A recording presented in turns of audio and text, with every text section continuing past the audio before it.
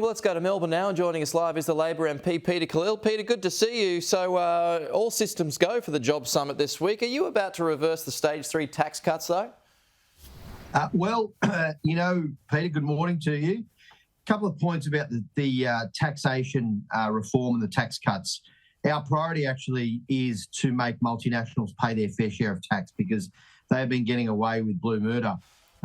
Some big multinational companies paying 4 cents, 5 cents in the dollar, whereas your local small business is paying their full tax rate because those big companies can offshore their headquarters and do all sorts of accounting tricks to not pay where they're making their profits. And that's got to stop, and there's a big package in place in that, as well as a package around cutting all the rorts and all the stuff that went on in the previous government to try and, peg back some of that $1 trillion debt. Now, with respect to the tax cuts that you raised, the Prime Minister has been pretty clear on this. This was passed through Parliament, I think, a couple of years ago now. My understanding is that the Stage 3 of those income tax cuts are not due to commence for another 2 years. Yeah. And that Stage 3 also includes tax cuts for people making from $45,000 up to about $200K, which is a significant tax cut for those people in the middle income bracket. And again, very important with respect to relieving the cost of living. But they don't come in for another 2 years, and that's an important point. Yeah. The Prime Minister said very clearly he took that to the election, and he's following through on that commitment. Yeah, I mean, back on you talk about the multinationals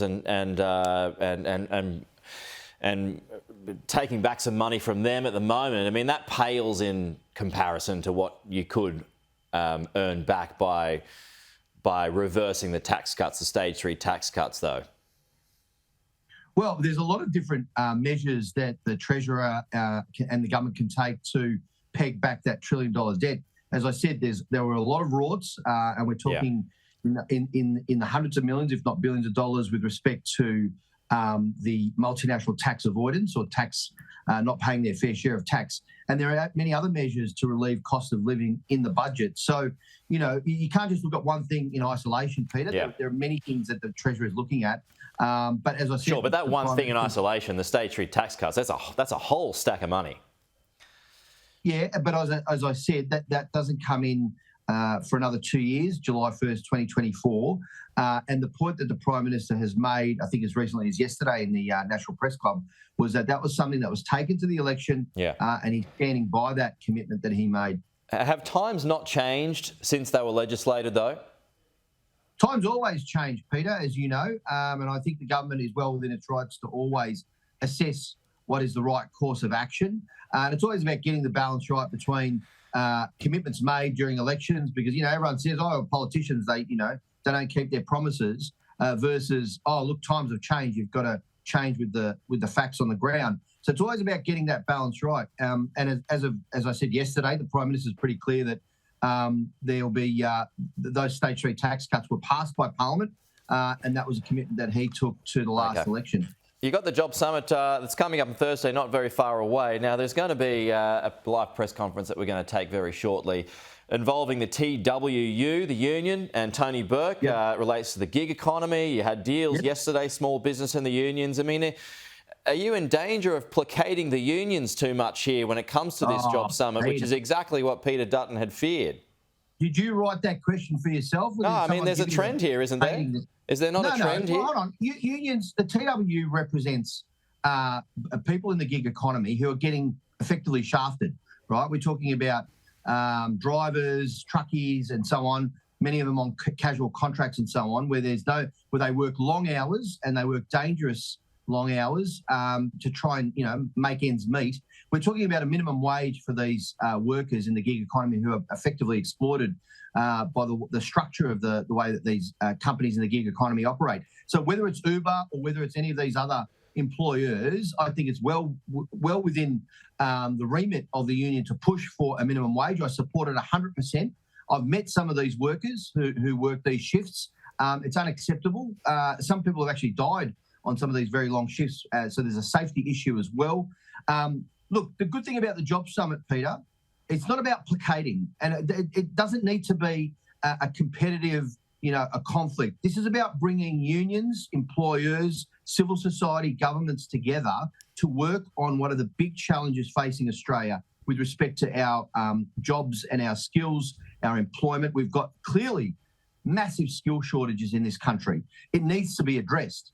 And a lot of the previous government, sitting on its hands for years and years, not dealing with it. Like for mine, I'm very, very passionate about ensuring that when it comes to getting the balance right with the migration policy to bring in more migrants to this country. And what should that be?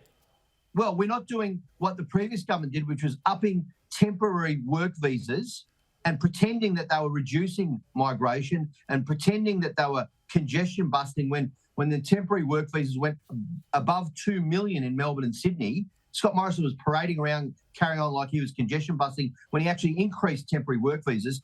He said he reduced skilled permanent migration. He did so by 10,000. That's crazy, right? My parents came to this country and actually committed to being new Australians, like millions of others. That's what we need to. That's what built Australia post-World War II, is a permanent skilled migration. So we don't want a guest worker model that we were crawling towards, like you see in Germany and other places like that, where there's only temporary workers. You want people to come here. You want them to become new Australians. You want them to commit to this country and be part of the economy, not a temporary worker. So what should it be? Very important. There's an argument at the moment about what the new number should be. What have you got your eyes set on?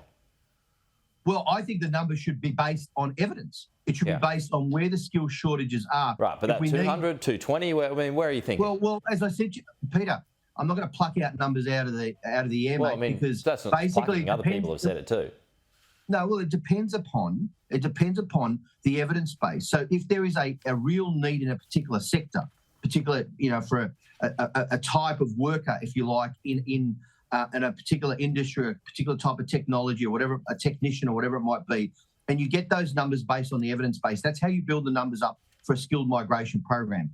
But the point I'm making is it's got to be permanent migration. So these people become Australian, settle here, and actually make the long-term contribution to the economy that we need, not temporary work visas. There's a place for temporary work visas to fill gaps in the short term. What happened was that was abused over years, and it went beyond just filling short-term gaps to becoming sort of the go-to for every employer and every industry. And we're reaping, I think we sowed some seeds of, mixing up my metaphors, but it actually became a real problem for us over time. It's very early in the morning, Peter. I haven't had my coffee yet. I do that all the time, don't worry. Peter Khalil, good to see you. We'll chat to you again soon.